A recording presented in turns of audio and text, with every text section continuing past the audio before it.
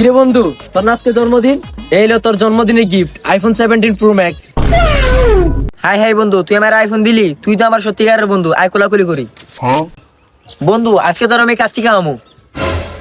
ওই দেখ আয়া ফোর্সে শেষরাই। ওই বেটা এমনি কস কেন? ওই আমগো বন্ধু না? আরে ও কিশোর বন্ধু, ও একটা শেষরা, পকেট থেকে 1 টাকা বাইর হয় না।